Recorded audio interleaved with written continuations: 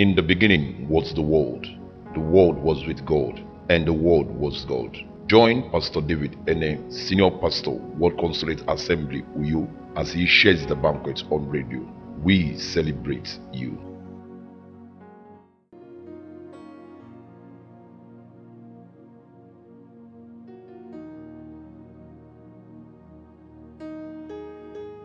This morning, I shall be looking at what I title Receiving in Times of Crisis. I'll take my reading from the book of 2 Kings chapter 4, verses 20 and 21. After the servants had lifted him up and carried him to his mother, the boy sat on her lap until noon, and then he died. She went up and laid him on the bed of the man of God, then shut the door and went out. Now this was the woman from Shunem, the Shunammite woman. She was a wealthy woman.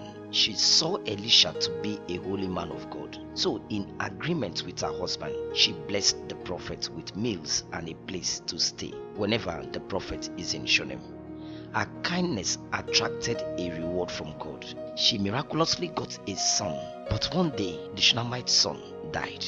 She carried him, laid him on the bed of Elisha, shut the door and left. Amazingly, she did not cry or get troubled, as one would expect of a woman who has lost her only son.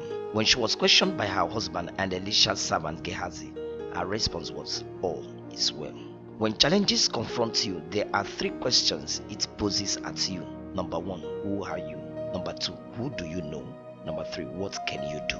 In times of crisis, that's when to ask yourself how faithful you've been in keeping good relationship. It's possible the Shunammite woman wasn't the only person that took notice of Elisha's frequent visit to Shunem, but she took advantage of her perceiving this man to be a prophet of God to build relationship. By this, she requested to have a guest house prepared for him so the prophet could have a place in her home. Every relationship must have a sown seed that can be harvested during famine.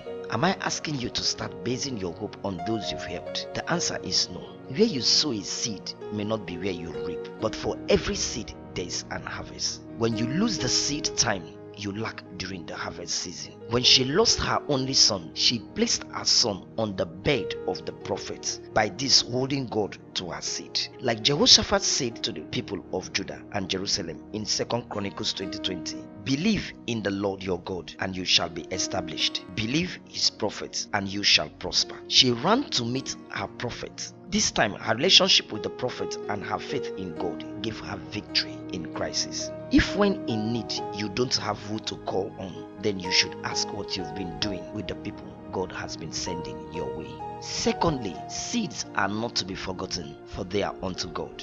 The book of Isaiah 38:2-3 says, Hezekiah turned his face to the wall and prayed to the Lord, "Remember, Lord, how I have walked before you faithfully and with wholehearted devotion, and have done what is good in your eyes." And Hezekiah wept bitterly. Then the word of the Lord came to Isaiah, "Go and tell Hezekiah, this is what the Lord, the God of your father David says. I have heard your prayers and seen your tears. I will add 15 years to your life, and I will deliver you and this city from the hand of the king of Assyria. I will defend the city." This was a man that was to die. He directed his prayers to God, of whom he has planted the seed of service to. The woman of Shunammite laid her son on her seed. Isaiah returned with a good news of restoration. Elisha laid on the boy and he came back to life. Men are channel, God is the source. Same way God uses men to receive seeds, that's the same way God uses men as channels of harvest. Thirdly,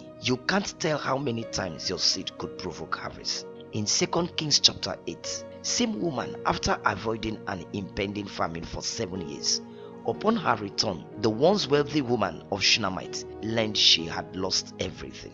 Reading from verses 4 to verses 6 of 2 Kings 8, the king was talking to Gehazi, the servant of the man of God, and had said, "Tell me about all the great things Elisha has done." Just as Gehazi was telling the king how Elisha had restored the dead to life, the woman whose son Elisha had brought back to life came to appeal to the king for her house and land. Gehazi said, "This is the woman, my lord the king, and this is her son whom Elisha restored to life." Then he assigned an officer to her case and said to him, "Give back everything that belonged to her, including all the income from her land, from the day she left the country up until now." The king wasn't the soil the Shunammite woman sowed to, but the king was equally a channel of harvest.